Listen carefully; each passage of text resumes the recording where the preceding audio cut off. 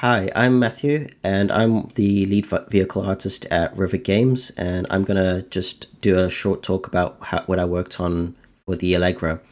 So with the Allegra, I focused on the cab. As we normally do when we start out a new model, we collect a lot of reference images and go on surveys, and we went out to Switzerland and we got a pretty good survey of the cab so we could take pictures of all the different buttons and dials and get measurements and just have like really good clean reference for us to be able to kind of match up and work to. A lot of nice straight on images for kind of building out these odd shapes and things like that. And then for me to actually start building it out, what we normally want to do with the cab is we want to start with the exterior. So Magda, one of our other vehicle artists, she built out the exterior, focusing on the front area.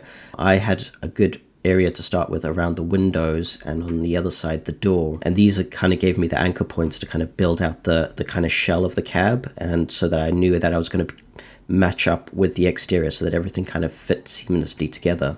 And I started off with the kind of the back section of the cab because this was like the easiest kind of boxed off area, so I kind of built in from the walls and kind of built out the roof.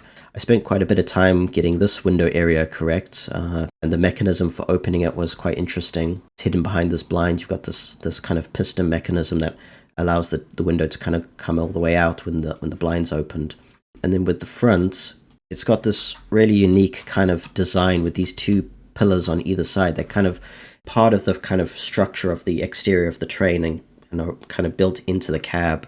And so this was kind of one of the challenging parts of building out this cab, and one of the unique things I found with it. To kind of achieve that, I blocked in the desk and the frame and how it kind of attaches to the roof. But it also kind of mirrors what's on the outside, so it was kind of a bit of a challenge to make sure that it was following the windows while also kind of looking correct on the interior. Once I'd kind of blocked that out, what I also worked on was the three major panels that have all the controls. These were all built separately away from the desk so that I could get all the proportions correct.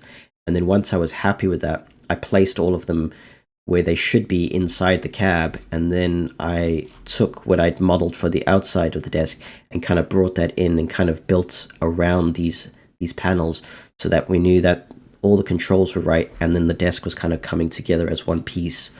I think I've gotten a good representation of the cab, and it was quite enjoyable just seeing it come together and getting in all of those little kind of small details.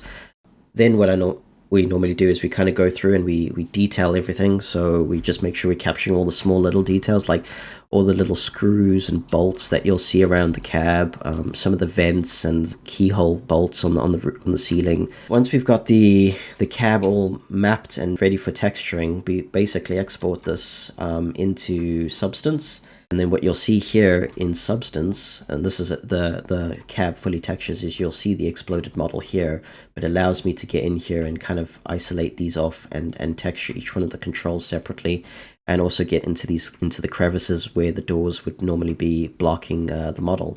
We normally start with the main texture, and from there what we'll do is we'll kind of start building up our main materials. So in the cab there's a lot of mostly plastic and some leather and metal. So I'll kind of build out the main kind of plastics that we're seeing. So there's a lot of gray and black plastics in this cab, and it's basically just kind of going around and almost like paint by numbers, filling in areas with the different materials that I've built out, getting that kind of the main pass of getting everything blocked in. Once everything's at a good level where everything's kind of got their base color, what we'll do is we'll go in and we'll add little details and little kind of wear.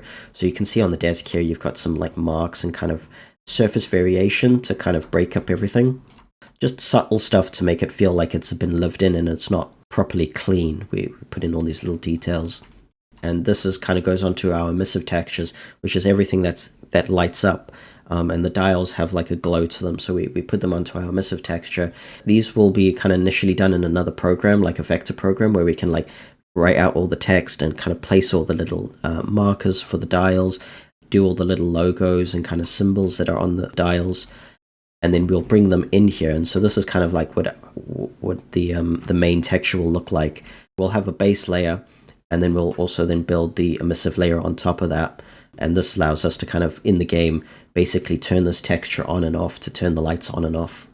few other textures that we kind of work on is our decals. This is basically all like the static text that is written around the train, any kind of little logos or icons that we need to kind of place around the train. Once the texturing is done, what we'll do is we'll import the model into Unreal, and what we'll do from here is we'll bring our textures in, import those, and then we'll go through and we'll set up all the materials, and then we'll attach them to the model for each one of the materials that we need.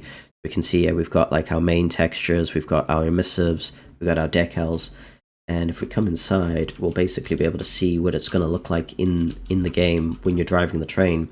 From this point, we'll also create any LODs and any other kind of minor setup stuff that needs to be done before we pass it over to the tech team to start introducing all the functionality, all the things that make it interactable. So that's been like an overview of the process of modeling the Allegra cab. I hope you enjoyed it. As always, like and subscribe to the video.